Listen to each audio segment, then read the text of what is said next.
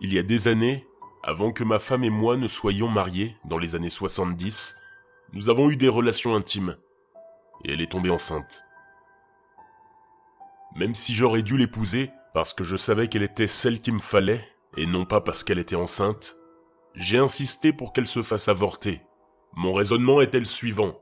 Elle avait secrètement cessé d'utiliser un moyen de contraception, et elle était tombée enceinte intentionnellement. Je ne voulais pas que nous nous marions sous ce prétexte. Il se trouve qu'à cette époque, j'étais chauffeur de taxi. Cette activité me laissait beaucoup de temps pour ne rien faire d'autre que réfléchir, parce que lorsqu'il n'y avait pas de course, je restais assis, à réfléchir sur le gâchis que j'avais fait de ma vie. Comme vous pouvez le deviner, l'une des choses pour lesquelles j'avais passé du temps à réfléchir, c'était l'avortement. Même avec la fourberie de ma bien-aimée, l'amour sincère qui existait déjà entre nous aurait dû me permettre de lui pardonner et d'accepter l'enfant. Dans ces conditions, je n'aurais pas dû lui demander d'avorter. Après tout, et je l'avoue, à ma honte, je savais qu'elle était mon âme sœur. Elle m'a trompé, et je n'ai pas eu tort, mais il y aurait eu un choix plus judicieux si j'avais pu le voir à ce moment-là. Malheureusement, mon cœur était trop dur. Un jour, au cours de mon travail, on m'a envoyé chercher une course dans l'une des églises locales. Je me souviens avoir pensé qu'il s'agissait d'un endroit étrange, d'autant plus que ce n'était pas un jour de culte. Lorsque je suis arrivé à l'église, il n'y avait personne, et les portes étaient fermées. Déconcerté, je suis remonté dans la voiture, et je me suis assis au volant, lorsque j'ai entendu quelque chose derrière moi. Je me suis retourné, et j'ai vu un garçon monter dans ma voiture. Je n'avais aucune idée d'où il venait, puisque je regardais simplement devant moi, mais j'ai fait comme si de rien n'était, et je lui ai demandé où il voulait aller.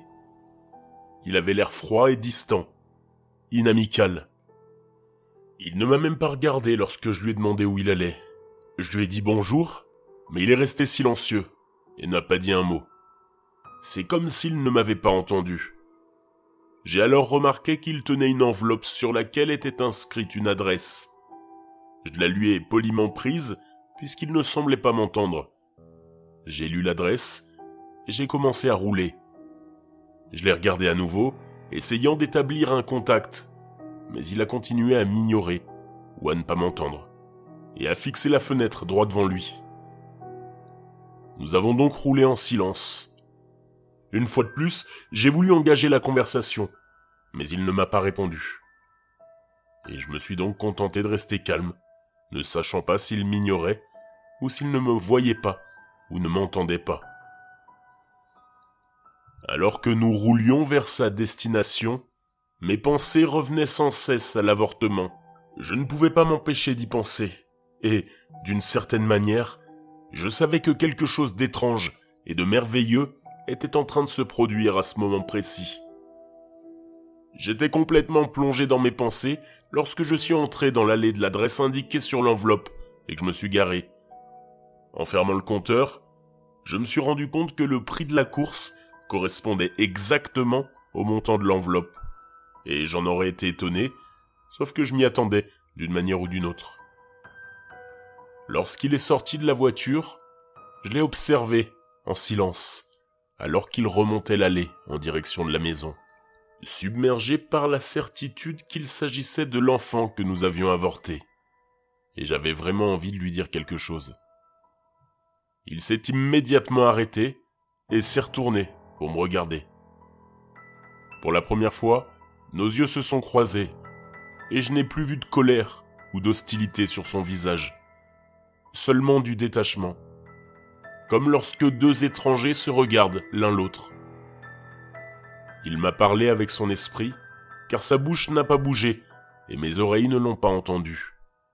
Mais j'ai entendu sa voix à l'intérieur de mon cerveau, aussi clairement que si c'était une personne à côté de moi qui avait parlé.